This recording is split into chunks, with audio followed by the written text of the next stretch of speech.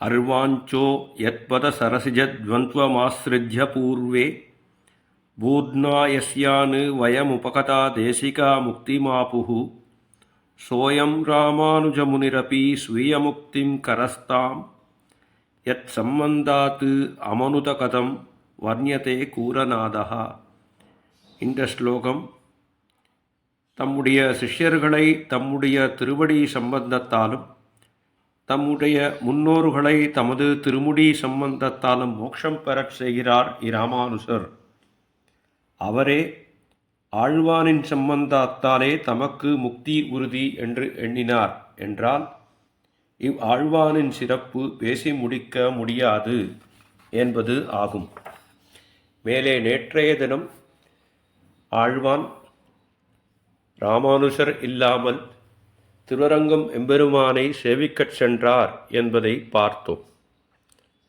இதற்கு நடுவிலே ஆழ்வானுடைய நிர்வாகமாக சில திருவாய்மொழி பிரபந்தங்களிலே இருந்து பார்த்து பின்னர் ஒரு நாள் அவர் திருக்குமாரர்களுக்கு சாதித்ததையும் பார்த்து பிறகு அவர் எம்பெருமானிடத்தே என்ன கேட்டார் என்பதை பார்ப்போம்.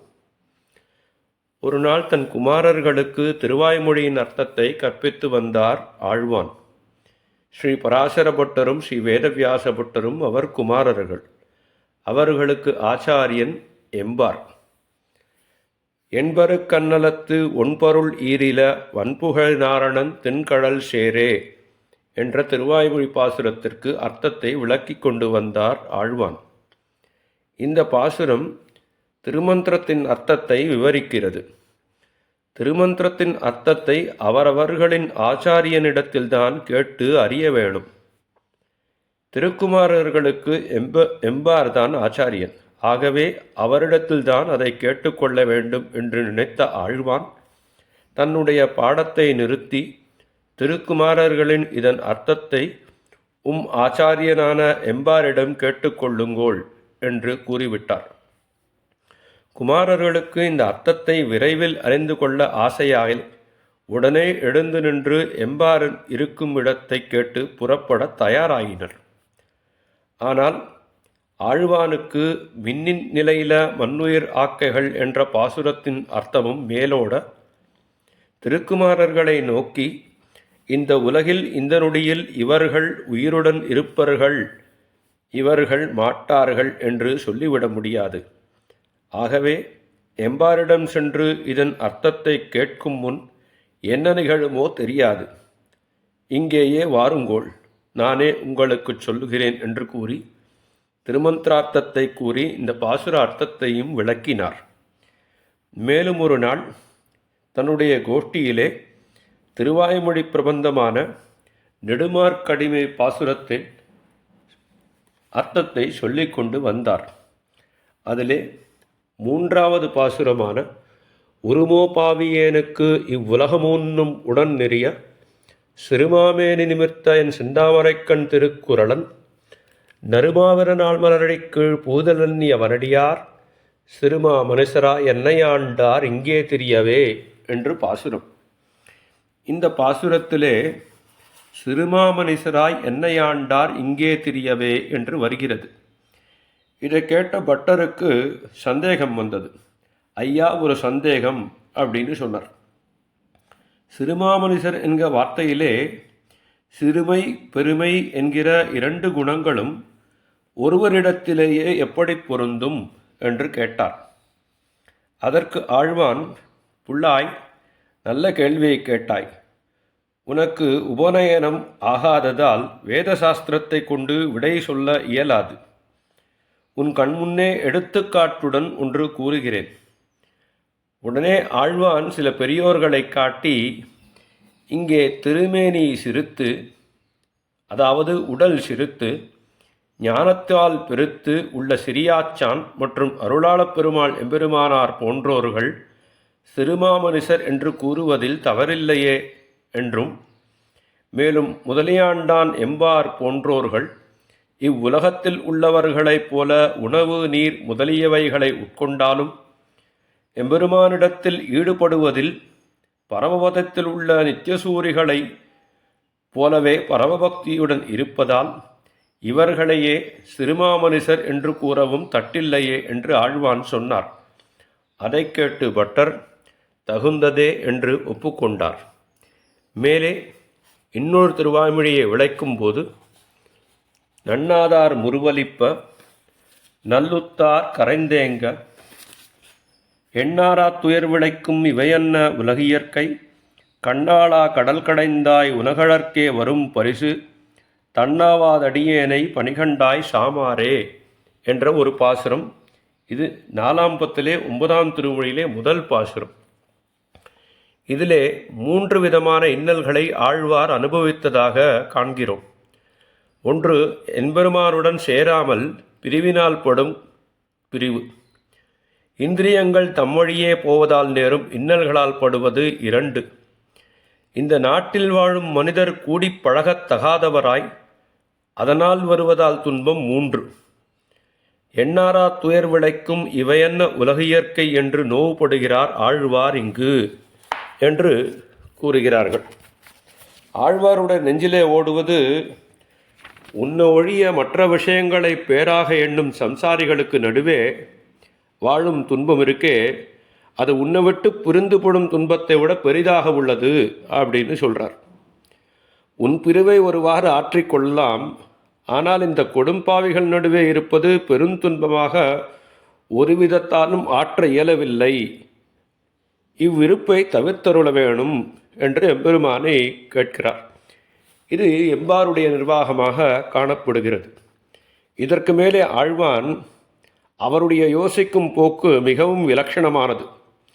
பகவத் அனுபவம் இல்லாமல் தாம் படும் துன்பத்தை பகிர்ந்து கொள்ளக்கூடவா யாரேனும் உண்டா என்று ஆழ்வார் ஆராயத் துவங்க, தமக்கு பகவத் விஷயத்துள்ள ஆசைக்கு மேற்பட்ட ஆசையை உலக வாழ்வினில் காட்டும் சம்சாரிகளே கண்ணில் பட்டனர். தாம் பகவத் விஷயம் கிட்டாமையினால் படும் இன்னலை விட இவர்கள் வேறு விஷயங்களின் இழப்பால் அதிகமாக இன்னல் படுவதைக் கண்டு இவர்களுக்காக கரைந்தேங்கி தம் துக்கத்தையும் மறந்து இவர்களின் நல்வாழ்வுக்காக எம்பெருமானை வேண்டுகிறார் ஆழ்வார் அப்படின்னு ஆழ்வாருடைய நிர்வாகமாக காணப்படுகிறது. இது அவருடைய தயாளு குணத்தை காட்டுவதாக இருக்கிறது. மேலே ஆழ்வானுடைய சிஷ்யனான புள்ளை ஆழ்வான் அப்படின்னு ஒருத்தர் இருந்தார். இந்த புள்ளை ஆழ்வான் நல்ல குடியிலே பிறந்து வித்வானா இருந்து மேனானி போட இருந்ததை பார்த்தார். அவர் வினயம் இல்லாமல் பரம பாகவதர் இடத்துல சுடுசொல் பேசி அடிக்கடி பாகவத அவசாரப்பட்டு இருந்தார். இதை கண்ட ஆழ்வான் தமது சிஷ்யன் இப்படி கெட்டு போவானே என்று மனமிறங்கி அவரை திருத்தும் வழி இதென்னு பார்த்து ஒரு புண்ணிய காலம் வந்தது. உத்தராயண புண்ணியகாலம், தட்சிணாயன புண்ணியகாலம் மாதிரி ஒரு புண்ணிய கால தினம் வந்தது. அந்த சிஷ்யர் அவரை பார்த்து தீர்த்தமாடி வந்தார். அவர்கிட்ட ஆழ்வான் கேட்டார், புள்ளாய் இன்று புண்ணிய காலம், அவரவர் சக்தி கேட்டபடி தானம் செய்கிற காலம் இன்னைக்கு, நீர் நமக்கு ஒரு தானம் செய்ய வேணும் அப்படின்னு கேட்டாராம். அவர் சிஷ்யர், சுவாமி எதை விரும்பினாலும் அதை என் தானமாக தர சித்தமாக உள்ளேன் அப்படின்னு சொல்லிட்டார். ஆழ்வானும் மனம் மொழி மெய் இவை எதனாலும் பகவத் அவசாரம் பண்ணாமல் வாழக்கடவேன் அப்படின்னு உம்முடைய கையில் நீரை வார்த்து தானம் பண்ணி கொடும்னு கேட்டுவிட்டார். அவரும் அப்படியே உதகதானம் பண்ணி கொடுத்துட்டார். என்ன கேட்டது ஆச்சாரியன், அதனால் கொடுத்துட்டார். இருந்தாலும் அவர் நெடுநாளாக பாகவதந்தனை பண்ணி போந்தவரால் இந்த வாசனை பண்ணாமல் இருக்க முடியல. ஒரு நாள் ஒரு பாகவதர் எடுத்த அவசாரப்படம் நேர்ந்தது. அப்படி நேர்ந்துட்டு போக அவர் ஆச்சாரியனுக்கு பண்ணிய தானத்தை நினைத்து நெஞ்செடுந்து மிகவும் பயப்பட்டு தினப்படி போல் ஆச்சாரியன் திருமாலைக்கு செல்லாமல் நிறுத்திட்டார். சில நாளாக புள்ள ஆழ்வான் வராததை பார்த்து ஆழ்வான் நேராக அவர் வீட்டுக்கே சென்றுட்டார். அவரும், சுவாமி அடியன் அபசாரப்பட்டேன், மனம் மொழி மெய் இம்மூன்றாலும் பாகவதர்களின் அபசாரப்படாமல் இருக்க இயலாதவனாய் இருக்கிறேன் என்று ஆழ்வானுடைய திருவடிகளை பிடிச்சு அழுதுட்டார். இத்தனை அனுதாபம் இவருக்கு இருக்கேன்னு ஆழ்வான் பார்த்து மனத்தினால் பண்ணிய அபச்சாரத்திற்கு மிகுந்த அனுதாபம் உண்டாமல் இருக்க ஈஸ்வரன் மன்னித்து அக்குற்றமே படாமல் ரட்சித்தருள்வர். காய்கமான அபச்சாரம் நீ இனிமேல் பண்ணினா ராஜதண்டனை வரும்னு பண்ண மாட்டேன். வாக்கினால் யாரையும் வேது பேசாமல் பாதுகாத்திரும் என்று திரும்பவும் நல்வார்த்தை அருளி செய்தாராம். இந்த மகாகுணம் ஆழ்வானுடைய தேவிகளுக்கும் உண்டுன்னு காட்டப்படுறது. இப்படி ஆழ்வான் இருந்த காலத்தில் ஒரு நாள் ராமானுஷர் இல்லாமல் பெருமாளை சேவிக்க போனார். அப்போது தயங்கி நின்றார் ஆழ்வான். ஆழ்வான், நீ ஒன்று சொல்லுவது போல இருக்கேன்னு கேட்டார். ஆமாம்னு சொல்லிட்டு ஸ்லோகத்தை விண்ணப்பம் பண்ணினாராம் ஆழ்வான். ஒரு ஸ்லோகத்தை விண்ணப்பம் பண்ணிட்டு பெருமாள் ரொம்ப உகந்து, உமக்கு வேண்டினதெல்லாம் தருகிறோம், வேண்டிக் கொள்ளும்னு கேட்டுவிட்டார். அப்போ ஆழ்வான், அடியேனுக்கு நீர் எல்லாமே தந்திருக்கே அப்படின்னு சொன்னார். அப்போது பெருமாள், அப்படி அன்று, இப்போது வேண்டிக் கொள்ளும், நம் பெண்டுகள் ஆணை, நம் இராமானுசனையே தருகிறோம் என்று சொன்னாராம். ஆழ்வானும் துவத் அனுபவ விரோதியான இச்சரீரத்தை விடுவித்து துவத் அனுபவத்தை தந்துருள வேணும் அப்படின்னு அபேட்சிச்சுட்டார். பெருமாள் அத்தையொழிய வேற ஏதாவது கேளும்னு சொன்னாராம். இவரும் தாம் வேண்டும் காமமே காட்டும் கடிது என்கிறபடியே அடியேன் அபேட்சித்ததையே பிரசாதிக்க வேணும் அப்படின்னு விண்ணப்பம் செய்த, அப்படியாகில் உமக்கு உம்முடைய சம்பந்தம் உடையார்க்கும் பரமோதம் தந்தோம் என்று அருளி செய்தருளினார். திருப்பரியட்டமும் தளிகை பிரசாதமும் பூந்தன் மாலை தந்துழாயும் திருக்கை சிறப்பும் பிரசாதித்து விடை கொடுத்தருளினார். ஆழ்வான் அர்ச்சிராதி மார்க்கத்திற்கு பிரதம அலங்காரம் போலே இருக்க புறப்பட்டு தம் திருமாளிகையிலும் புகிறதே ஆழ்வார் திருமாளிகையிலே புறவீடிட்டு எழுந்தருளியிருந்தார். உடையவரும் இதனை கேள்விப்பட்டுட்டார்.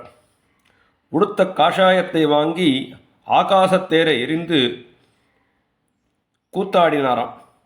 அப்பொழுது ஸ்ரீபாதத்து முதையெல்லாம் இதுவென்ன சீயரிப்பொடின்னு கேட்டாராம். உடையவரும், நமக்கு ஆழ்வாம் சம்பந்தம் உண்டே, பரமபதம் பெறலாமன்றோ என்று அருளி செய்தாராம். அதாவது சதாச்சாரிய சம்பந்தத்தோடு சிஷ்ய சம்பந்தத்தோடு வாசி இல்லையிரே. ஒருவனுக்கு சம்பந்தம் முக்கியம், அது ஆச்சாரிய சம்பந்தமாகட்டும் சிஷ்ய சம்பந்தமாகட்டும். அடியனுக்கு ஆழ்வானோட கூட சம்பந்தம் இருக்கிறது. அவர் அடியனுடைய சிஷ்யன், ஆகையால் எனக்கு அவருடன் சம்பந்தம் உண்டு. எப்படி உன் சம்பந்தி அளவலுக்கு மோட்சம் கொடுத்தேன்னு பெருமாள் சொல்லிட்டாரோ, அப்போ அடியனுக்கு மோட்சம் நிச்சயம், அதனால தான் கூத்தாடினேன் அப்படின்னு எம்பெருமானார் ராமானுஜர் சொன்னாராம். உடனே ஆழ்வான் இருந்த இடத்துக்கு நேர ராமானுஜர் சென்றார். அங்கே ஆழ்வானே, நீர் இப்படி செய்தருளலாமா அப்படின்னு கேட்டார். ஆழ்வான் ஒரு பேச்சும் பேசலை. உடையவரும், ஆழ்வான், உமக்கு முற்பட வேண்டும் என்ற அபிப்பிராயம் எதனால் ஏற்பட்டது, பேசாதிருப்பது என் என்று கேட்டாராம். ஆழ்வானும் பரமபதத்திலே நடக்கும் அடைவு கேட்டுக்கு அஞ்சி அப்படின்னு சொல்லிட்டார். உடையவர், அது சொல்லி காணீர்னு சொன்னாராம். அப்போது பிரபந்தத்திலேருந்து எடுத்து சொன்னார். முடியுடைவானவர் முறைமுறை எதிர்கொள்ளான்னு ஆழ்வார் பாடியிருக்காரே அப்படின்னு சொல்லி, முற்பட்டவர்கள்லாம் நித்தியசூரிகளோடு பிற்பட்டவர்களை எதிர்கொள்ள வருவார்கள். அப்பொழுது அடியேன் பிற்படில் இதற்கு அடைவு கேடு வந்துடும். ந சாஸ்திரம் நைவ சக்கரமக என்று அடைவு கட்டிருக்கும் அப்படின்னு சொன்னாராம்.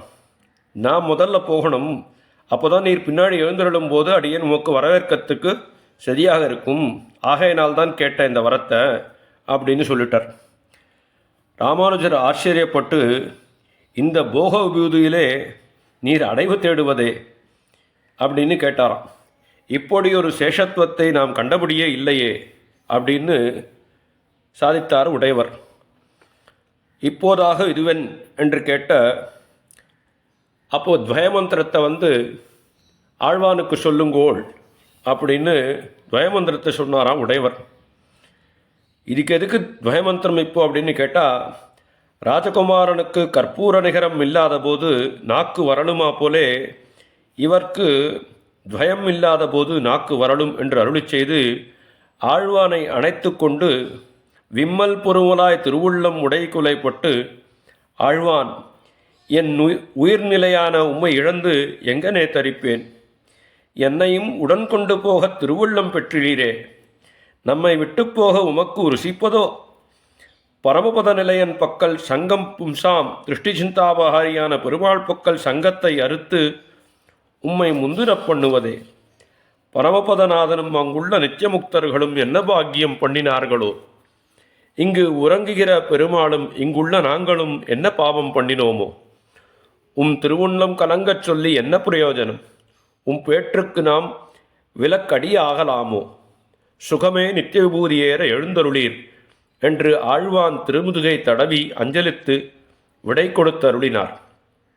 ஆழ்வானும் உடையவர் திருவடிகளே வேறற்ற மரம் போல் விழுந்து கிடக்க, உடையவரும் தன்னுடைய 2 திருக்கைகளாலும் வாரி எடுத்து உடையவர் திருவடிகளை தன் திருக்கண்கிலும் திருமார்பிலும் ஒற்றிக்கொண்டு சிரோபூஷணமாக்கிக் கொண்டு தீர்த்தம் கொள்ள, உடையவரும் தன் திருக்கைகளாலே பிரசாதப்பட்டு யோனித்யமச்சுதபதாம் உதயுக்குருக்வ வியாமோதக ஸ்தேத்ராணி திருநாயமேனே அஸ்மத்குரோர் பகவதோஸ்ய தயைகசிந்தோ ராமானுஜஸ்ய சரணோ சரணம் பிரபத்தே என்று தன்னுடைய ஆச்சாரியனான தனியனை அனுசந்தித்து கொண்டு கிருதாஞ்சலி புடராய், இனி தேவரீர் மடமே எழுந்தருள வேண்டும் என்று விண்ணப்பம் செய்து வடவாற்றங்கரை அளவாக உடையவர் பின்னே செல்ல, ஆழ்வான் இனி நில்லும் என்று சங்கல்பித்து பிறகு ஆழ்வார் திருமாலைக்கு அருகிலிட்ட திருக்காவணத்தின் நடுவே எழுந்தருளியிருந்தாராம் ஆண்டான். அவருடைய தர்மபத்னி ஆண்டாளை பார்த்து, என் நினைத்திருக்கிறாய் என்ன? ஆண்டாள், தேவரீர் திருவுள்ளத்தை பின் செல்லுகை ஒழிய அடியேனுக்கு வேறொரு நினைவுண்டோ என்று திருவடிகளே தண்டனிட்டு அஞ்சலித்து நின்று ஆழ்வானும் பட்டரையும் ஸ்ரீராம பிள்ளையும் அழைத்தருளி, பெருமாளும் நாச்சியாரும் எழுந்தருளியிருக்க உங்களுக்கு ஒரு தாழ்வும் இல்லை. நம்பெருமாள் பெற்று வளர்த்தாரே, அதுவே தஞ்சமென்றிராதே. எம்பெருமானார் திருவடிகளே தஞ்சமென்றிருங்கோள். ஆண்டாள் சொன்னபடியே வர்த்தியுங்கோள். பாகவத விஷயத்திலே திரிவித காரணங்களாலும் அபராதம் பண்ணாதே, அவர்களை அனுவர்த்தித்து கொண்டு போங்கள் என்று அருளிச் செய்து தன் திருவடிகளை விழுந்து கிடக்கிற பட்டரையும் ஸ்ரீராம பிள்ளையும் எடுத்து திருக்கையாலே கண்ணநீரை துடைத்து, நீங்கள் பிராகிருத சம்பந்தத்தை நினைத்து கிளேசித்தாராகில் உடையவர் திருவடிகளின் சம்பந்தத்தை தூஷித்தவர் ஆவூர். ஆத்ம சம்பந்தத்தை நினைத்து கிளேசித்தீர்களாகில் ஒழிக்க ஒழியாத உறவை அறிந்திலீர்கள் ஆவுதீகோள். அவர்களை தேற்றி கோயிலுக்கு நேரே புள்ளை ஆழ்வான் மடியிலே திருமுடியையும் ஆண்டாள் மடியிலே திருவடியையும் வைத்துக்கொண்டு உடையவர் திருவடிகளை தியானித்து கொண்டு அன்றே திருநாட்டுக்கு எழுந்தருளினார். உடையவர் இதை கேட்டு அங்கேற எழுந்தருளி ஆழ்வான் குமாரரான பட்டரை பார்த்து, கிளேசியாதே என்று அருளிச் செய்து ஆழ்வானுக்கு சரம கைங்கரியத்தையும் செய்யும் என்று பட்டர் பெருமாள் பரிகாரத்தையும் அங்குள்ள ஸ்ரீவைஷ்ணவர்களையும் கூட்டிக் கொண்டு சர்வகர்மாணி சுக்தேன காயத்ரியா வைஷ்ணவேனச்சா நாராயண அனுவாக்கேன ஸ்நாபயேத் பிதரம் சுதகா என்கிறபடியே ஆழ்வானை நீராடப் பண்ணி கேசவாதியான திருநாமங்களை சாற்றி அவருக்கு ஸ்ரீசூர்ண பரிபாலனம் பண்ணி எழுந்தருள்வித்து கொண்டு போய் கேசவார்ப்பித சர்வாங்கம் சரீரம் மங்களாவகம் நவ்ருத்தா தாகேத் விப்ரோ பிரம்மேனா விதிதம் வினா என்று பிரம்மவேத சம்ஸ்காரம் பண்ணி அருளினார் என்று ஆழ்வானுடைய வைபவம் இத்துடனே முற்றுப்பெறுகிறது. ஆழ்வானுடைய திருவடிகள் வாழி வாழி வாழி, எம்பெருமானாருடைய திருவடிகள் வாழி வாழி வாழி என்று சொல்லி இந்த வைபவத்தை ஆழ்வானுடைய பெருமையை பற்றி பேசுவதற்காக நமக்கு சொல்லிக் கொடுத்த நம் ஆச்சாரியனான ஸ்ரீ உபய வேதாந்த வித்வானா எழுந்தருளிக்கும் வெளுக்குடி கிருஷ்ணமாச்சார் சுவாமியினுடைய திருவாடிகளே பல்லாண்டு பாடிக்கொண்டு அடியேன் இத்துடன் முடித்து கொள்ளுகிறேன். அடியேன் ராமானுஜதாசன்.